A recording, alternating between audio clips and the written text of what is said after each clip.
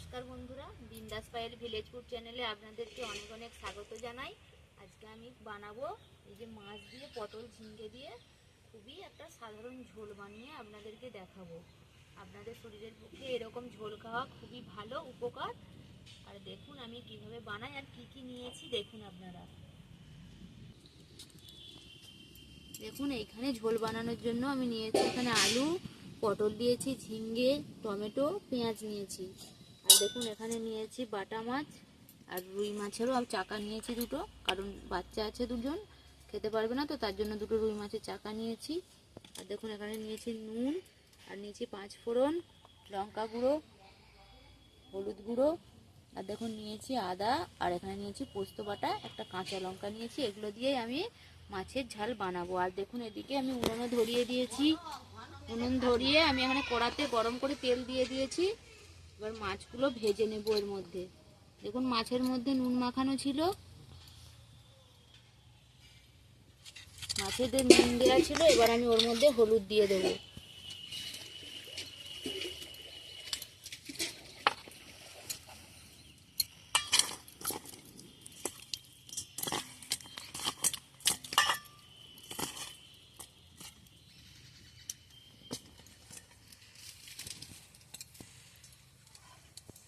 কড়াই গরম হয়ে গেছে, এবার এর মধ্যে মাছগুলো এক এক করে দিয়ে দিচ্ছি।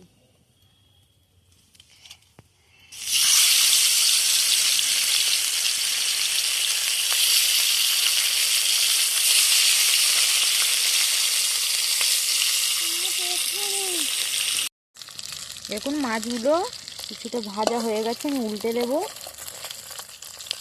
আর উল্টে একটু ভালোভাবে ভেজে নেব। ঝোলের মাছ তো খুব কড়া করে ভাজবো না।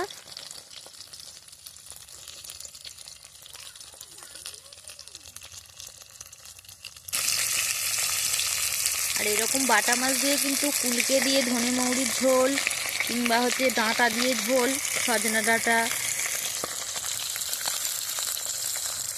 তো এবারে প্রচুর হয়েছে সবাইদের, তো পরে অন্য সময় একদিন আপনাদেরকে সজনা ডাঁটা দিয়ে বাটা মাছের এরকম পাতলা ঝোল বানিয়ে দেখাবো।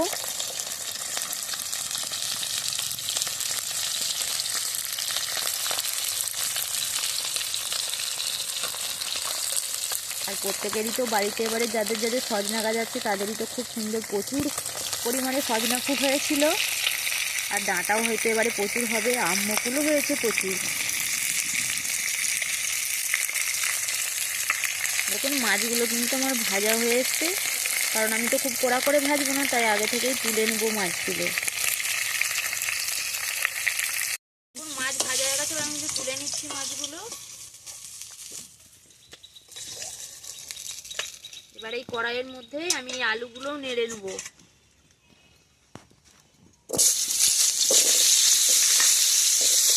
আলুগুলো ভেজে নিই, এর মধ্যে আলুটা একটু নেড়ে নিই। এর মধ্যে আমি পটল আর ঝিঙ্গেও দিয়ে দেবো একসাথে, দিয়ে ঝিঙ্গেগুলো তুলে নেব। আলুগুলো একটু ভাজা হয়ে যাক। আর এখন তো নতুন আলু, তো ওই জন্য বড় বড় করে কেটেছি, কারণ তাড়াতাড়ি আলু নাহলে সেদ্ধ হয়ে যাবে, আলু গলে যাবে, যার জন্য আমি একটু আলুগুলো মোটা মোটা করে দিয়েছি। আপনারাও একটু মোটা করে কাটবেন, আর পুরাতন আলু হলে সরু করে কাটবেন। এখন মনে হয় তো সবারই বাড়িতে নতুন আলু।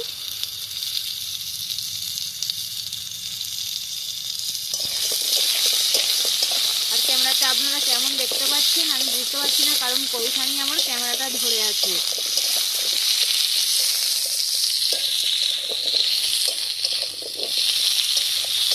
তো স্কুলে যায়, পুরো যে স্কুল থেকে আসলো, এই একটু না খেতে খেতে উঠে ও বলছে ও ক্যামেরা ধরবে।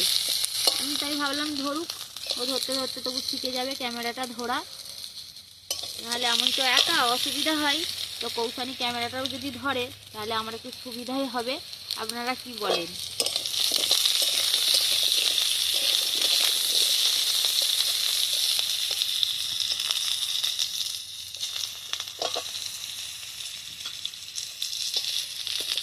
আপনারা কিভাবে বানান বাড়িতে?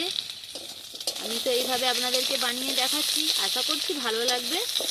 যাদের পেটের সমস্যা, লিভারের সমস্যা, অনেক দিনের কোনো রকম অসুখ হয়েছিল, মনে হয় আশা করি এই রকম ধরনের পাতলা ঝোল ভালো লাগবে খেতে।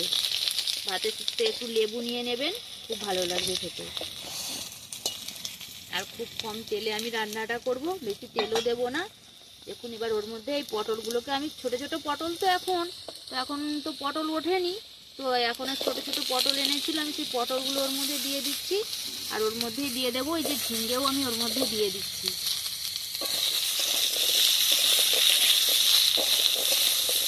এবার উপর থেকে একটু আমি নুন দিয়ে দেবো।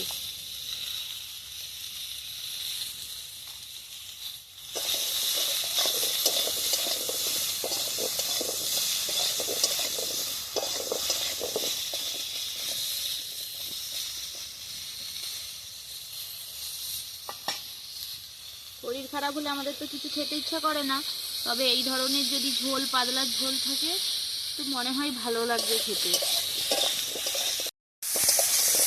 দেখুন সব সবজি মোটামুটি একটু ভাজা ভাজা মতো হয়ে গেছে। এবার আমি এগুলো নামিয়ে নেব সব। দেখুন সব নামানো হয়ে গেছে। এবার আমি একবারে অল্প করে কড়াইতে তেল দেব।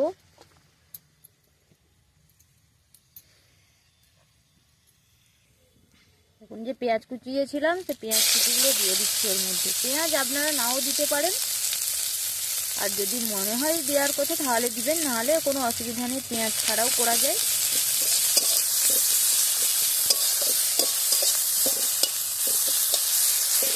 পেঁয়াজটা একটু হালকা ভাজা ভাজা করে নেব।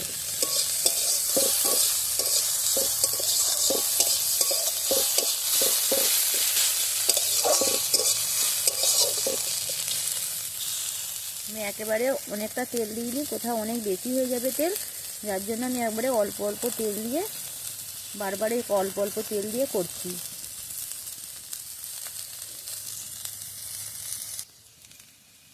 পেঁয়াজটা আমার হালকা বাদামি বাদামি মতো হয়ে গেছে, তো আমি এবার এর মধ্যেই দিয়ে দিচ্ছি 5 ফোড়ন।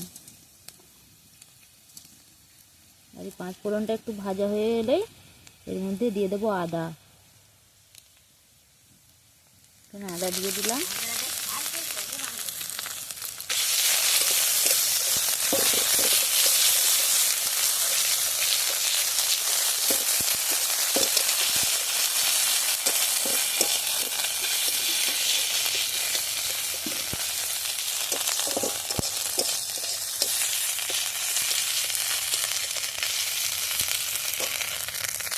আদাটা একটু ভাজা ভাজা হয়ে গেছে, এবার আমি ওর মধ্যে দিয়ে দেবো টমেটো কুচি।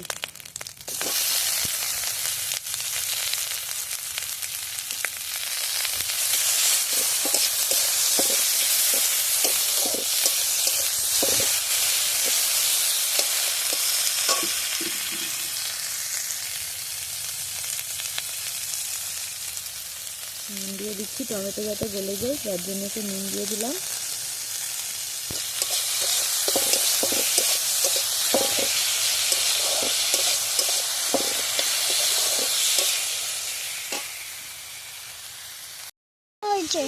হলুদ গুঁড়ো,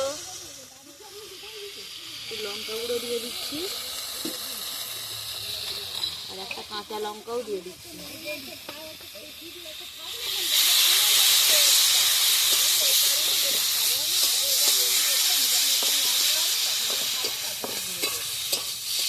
এবার আমি এর মধ্যে জল দিয়ে দেবো। আলুগুলো দিয়ে দিচ্ছি।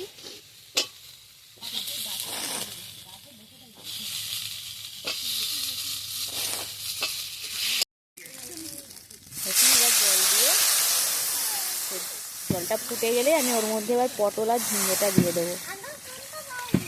ঝোল হবে যার জন্য জলের পরিমাণটা একটু বেশি দিলাম।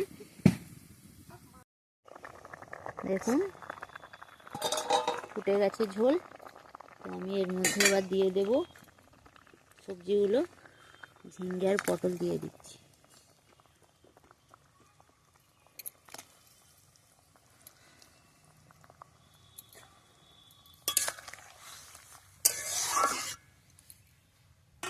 এটা আর একটু ফুটে গেলে এর মধ্যে এবার মাছ দিয়ে দেব।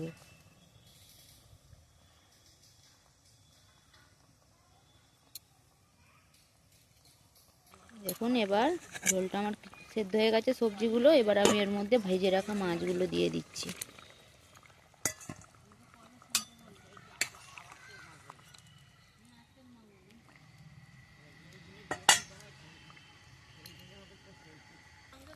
দেখুন এবার দিয়ে দিচ্ছি পোস্ত বাটা।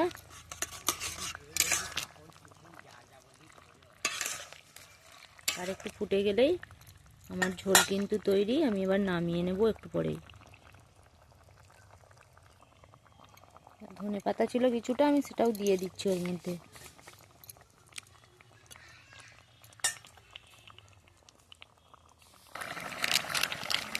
ঝোল ফুটে গেছে, আমি শেষে একটু সবজি মশলা দিয়ে দিচ্ছি এর মধ্যে।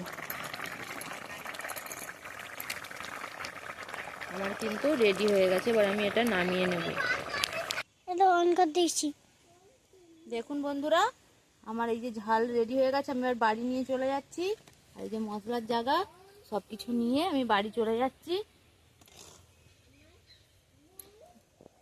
আর আমার এই রেসিপি যদি আপনাদের ভালো লাগে তাহলে অবশ্যই একটি লাইক, কমেন্ট আর একটি শেয়ার করবেন। আর ভালো লাগলে আশা করব আপনারা সাবস্ক্রাইব করে আমার পাশে থাকবেন এবং পরবর্তী ভিডিও দেখার জন্য আপনাদেরকে অনেক অনেক অনুরোধ রইল। আর এই রেসিপিটা দেখার জন্য আপনাদেরকে অসংখ্য ধন্যবাদ।